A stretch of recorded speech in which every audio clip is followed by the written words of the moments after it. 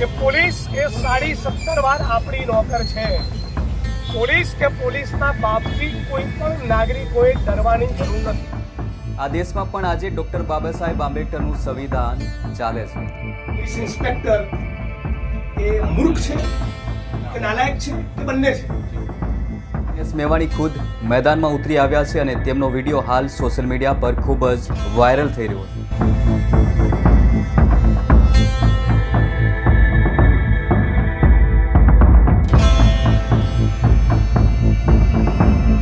નમસ્કાર મિત્રો, બોટાદ જિલ્લામાં બનેલી એક ચોંકાવનારી ઘટના ફરી ચર્ચામાં આવી છે.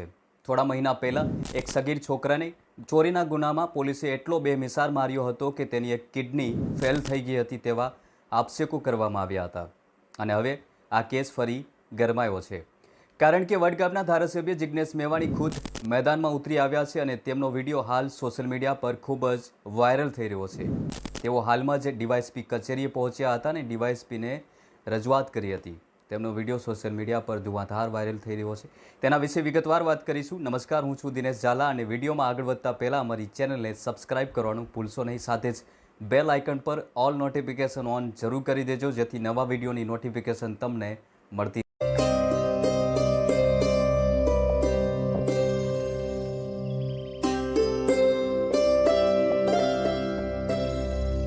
જિગ્નેશ મેવાણી બોટાદના ડીવાયએસપી કચેરીએ પહોંચ્યા હતા અને ત્યાં પોલીસ સામે ઉગ્ર રજૂઆત કરી હતી. તેમણે સ્પષ્ટ શબ્દોમાં કહ્યું હતું કે પોલીસ આપણી નોકર છે, કોઈના બાપની નથી. કોઈ નાગરિકે પોલીસ કે સત્તાધીશો સામે ડરવાની જરૂર નથી. આ દેશમાં પણ આજે ડોક્ટર બાબા સાહેબ આંબેડકરનું સંવિધાન ચાલે છે. હકીકત એવી છે કે સમગ્ર મામલો 2 મહિના પહેલાંનો છે. બોટાદ પોલીસ પર આરોપ છે કે તેણે માત્ર 17 વર્ષના એક સગીરને ચોરીના ગુનામાં શંકાના આધારે એટલો મારવામાં આવ્યો હતો કે બાળકને પહેલાં બોટાદ અને પછી અમદાવાદની ખાનગી હોસ્પિટલમાં દાખલ કરવો પડ્યો હતો. છોકરાએ પોતે જ નિવેદનમાં કહ્યું હતું કે પોલીસે મને 7 થી 8 દિવસ સુધી રાત્રે 2 વાગ્યાથી સવારે 8 વાગ્યા સુધી સતત માર માર્યો હતો. આ બનાવ બાદ 4 પોલીસકર્મીઓ સહિત 5 સામે ગુનો દાખલ કરવામાં આવ્યો હતો, પરંતુ આ મામલામાં હજી સુધી કોઈ પણ આરોપીઓની ધરપકડ કરવામાં આવી નથી. આ જ મુદ્દે હવે મેવાણી ગુસ્સે થયા છે અને ડીવાયએસપી કચેરીએ પહોંચ્યા હતા. ડીવાયએસપીને શું કહ્યું તેનો વિડીયો સોશિયલ મીડિયા પર ખૂબ જ વાયરલ થઈ રહ્યો છે, તે પણ તમે સાંભળો. કે અમે લોકો એક્શનમાં નહીં આવે ત્યાં સુધી અને લિટિગેશનો ફાઇલ ન થઈ ત્યાં સુધી પોલીસે ગુનો દાખલ નહોતો કર્યો. આ મુદ્દા નંબર 1. મુદ્દા નંબર 2, હું પોલીસ ઇન્સ્પેક્ટર છું અને મારા પોલીસ સ્ટેશનમાં આટલું બ્રુટલી એક માઇનરને મારે છે. હું ઇડિયટ છું કે મને ખબર ના પડી? પોલીસ ઇન્સ્પેક્ટર એ મૂર્ખ છે કે નાલાયક છે કે બંને છે? પોલીસ ઇન્સ્પેક્ટરની નાકની દાઢીની છે. તમારી તમે આ ચેમ્બરમાં જે બેઠા છો આ કચેરીમાં, આ પોલીસ કર્મી આ ભાઈને ફિઝિકલી 8 દાડા મારે અને તમને ખબર જ નથી એમ? એ પોલીસ ઇન્સ્પેક્ટરના આરોપી તમે બનાવો. અમારી પહેલી માંગણી એ છે, એને તો એપેક્સ કોર્ટ સુધી નહીં છોડીએ, બરાબર? પણ તમારી જોડે અપેક્ષા એ છે, એક મિનિટ, એમને બોલવા દો. તમારી જોડે અપેક્ષા એ હતી કે તમે એને આરોપી બનાવો. બીંગ આઈઓ મારી પાસે ઇન્વેસ્ટિગેશન થી ઉપર તો થયું નથી. મારી પાસે ઇન્વેસ્ટિગેશન ટ્રાન્સફર થયું છે. ટ્રાન્સફર થયા બાદ પર તમે કલમ વધારાનો રિપોર્ટ કરી પણ બધી 10 વસ્તુ તમે કરી શકો છો. પોલીસ ઇન્સ્પેક્ટર આમાં મુખ્ય આરોપી બને છે.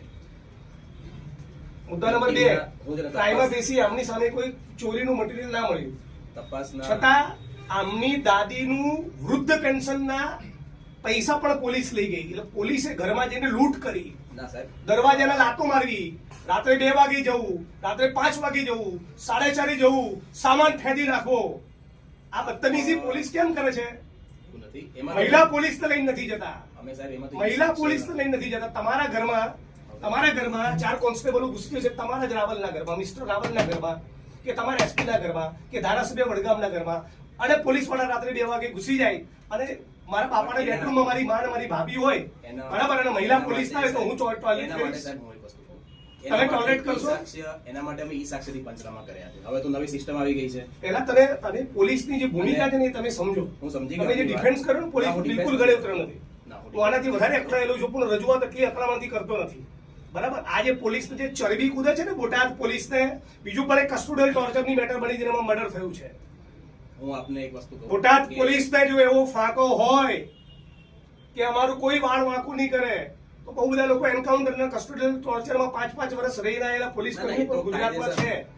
અમારી જોડે પહેલી અપેક્ષા એ છે કે તમે બાકીના 3 આરોપીની ધરપકડ કરો. મારવામાં 4 જણા નથી, આ લોકોએ કબૂલ્યું. બીજો 5મો માણસ છે who is yet to be identified, એને આઈડેન્ટિફિકેશન કરીને એના આરોપી બનાવો, પોલીસ ઇન્સ્પેક્ટરના આરોપી બનાવો, અને પોલીસ કોન્સ્ટેબલ જે ગયા હતા ને લાતો મારતા હતા દરવાજામાં, બરાબર, એ જે માણસો હતા મહિલા પોલીસ કેમ લઈને નહીં ગયા? હું બોટાદના ખેડૂતોને, કોળી સમાજને, મુસ્લિમ સમાજને, દલિતોને અને સર્વ સમાજને એટલો સંદેશ આપવા માટે આવ્યો કે પોલીસ એ 17.5 વાર આપણી નોકર છે. પોલીસ કે પોલીસના બાપથી કોઈ પણ નાગરિકોએ ડરવાની જરૂર નથી. આ દેશમાં આજે પણ ડોક્ટર ભીમરાવ બાબા સાહેબ આંબેડકરનું સંવિધાન લાગુ છે. આરએસએસ અને બીજેપીના માણસો જ્યાં પણ પાવરમાં છે એ બહુ એમને ચરબી કૂદી રહી છે અને પોલીસ સત્તાનો બહુ મિસયુઝ કરી રહી છે. ખેડૂતોને પણ હળદળમાં માર્યા અને એની પૂર્વે 17 વર્ષના માઇનોર આર્યન નામના દીકરાને પણ બોટાદ પોલીસે પોલીસ ઇન્સ્પેક્ટરની નાકની દાંડી નીચે 9 દિવસ સુધી એ જીવન મરણ વચ્ચે ઝોલા ખાય એટલા અમાનવી રીતે એને માર્યો છે. આ કોઈ પણ સંજોગોમાં ગુજરાત કોંગ્રેસ અને હું ચલાવી લેવાના નથી. જે પણ લોકોને આરોપી બનાવ્યા છે એમાંથી 3 આરોપીઓની હજી બોટાદ પોલીસે ધરપકડ કરી નથી. હું માનું છું કે પોલીસ ઇન્સ્પેક્ટરને પણ આરોપી બનાવવા જોઈએ. હું પોલીસ ઇન્સ્પેક્ટર હોઉં અને મારી કચેરીમાં 9 દિવસ સુધી કોન્સ્ટેબલો 2-3 લોકોને મારતા હોય મને ખબર ના હોય, એવું કઈ રીતે શક્ય બને? એટલે પોલીસ ઇન્સ્પેક્ટર પણ આમાં આરોપી બને છે. એની ભૂમિકાની પણ તપાસ થવી જોઈએ, એમને પણ આરોપી બનાવવા જોઈએ અને અટેમ્પ્ટ ટુ મર્ડર, હત્યાની કોશિશની કલમો હેઠળ એમની પણ ધરપકડ થવી જોઈએ એવી આપની સમક્ષ રજૂઆત કરું છું. આજે ડેપ્યુટી ઇન્વેસ્ટિગેશન જે ઓફિસર જે આવ્યો, ડેપ્યુટી ઇન્સ્પેક્ટર મહર્ષિ રાવલ, એમને કહ્યું છે કે તમે અમને ટૂંક સમયમાં બાકીના 3 આરોપીની ધરપકડ કરીને બતાવો, નહીંતર અમારે ઉગ્ર આંદોલન માટે ફરી બોટાદ આવવું પડશે. એટલે આપણી માગણી છે કે રાજ્યની સરકાર દ્વારા આર્યન અને બીજા જે લોકોને પણ માર્યા, જે લોકોને પણ માનવ અધિકારનો ભંગ કર્યો, એના તમામ કસૂરવારોની ધરપકડ થાય. પોલીસ ઇન્સ્પેક્ટરના આરોપી બનાવીને એમની ધરપકડ થાય. જે લોકોની સામે ગુનો દાખલ થયો એમાંથી એક મિસ્ટર જાની નામના કોઈ કોન્સ્ટેબલની ધરપકડ થઈ છે. બાકીના 3 જે આરોપી છે એની તાબડતોબ ધરપકડ થવી જોઈએ અને રાત્રે 2 વાગે ઘરના દરવાજા ઉપર લાત મારીને પોલીસ પુરુષ કર્મીઓ મહિલાઓની સાથે બદતમીજી કરે, આ જે પોલીસ કર્મીઓ છે એમની ભૂમિકાની પણ તપાસ થવી જોઈએ. આ વિડીયોના માધ્યમથી સમગ્ર ગુજરાતના મુસ્લિમ સમાજને પણ કહેવા માંગુ છું કે તમે ગુજરાતના કોઈ પણ ખૂણે અત્યાચાર, અન્યાય, ટોર્ચરનો ભોગ બનતા હોય, પોલીસ દાદાગીરી કરતી હોય, તમે મારો સંપર્ક કરજો. હું અડધી રાતે તમારી વચ્ચે આવીને ઊભો રહીશ. બાકી ગુજરાતની ભાજપ સરકાર આરએસએસ કે પોલીસના બાપથી ડરવાનું નથી. આપણે બધા સાથે મળીને કાયદાનું શાસન ગુજરાતમાં રહે. આ ગુજરાત એ રવિશંકર મહારાજ, ઇન્દુલાલ યાજ્ઞિક અને ગાંધી અને સરદારનું ગુજરાત છે. એમાં 17 વર્ષના માસૂમ બાળકને ફક્ત એટલા માટે કે મુસ્લિમ છે તમે બેરહેમીપૂર્વક મારો, એના ધર્મ વિશે કોમેન્ટ કરો, એના ગુદા પાર્કમાં દંડો નાખી દેવાની વાત કરો, એની 70-75 વર્ષની દાદીને ધમકાવો, પોલીસ પુરુષ કોન્સ્ટેબલો મહિલાઓને તતડાવવાની કોશિશ કરે, આપણું ગુજરાત આવું ન હોઈ શકે. હું માગણી કરું છું ન્યાયની, અને જ્યાં સુધી ન્યાય નહીં મળે.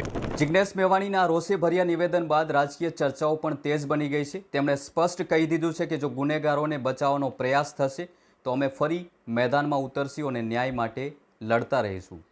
આ ઘટના પર તમારું શું કહેવું છે કમેન્ટ કરી જરૂર જણાવજો અને આવી વધુ રસપ્રદ ન્યૂઝ સ્ટોરી જોવા માટે અમારી ચેનલને સબસ્ક્રાઈબ કરવાનું ભૂલશો નહીં.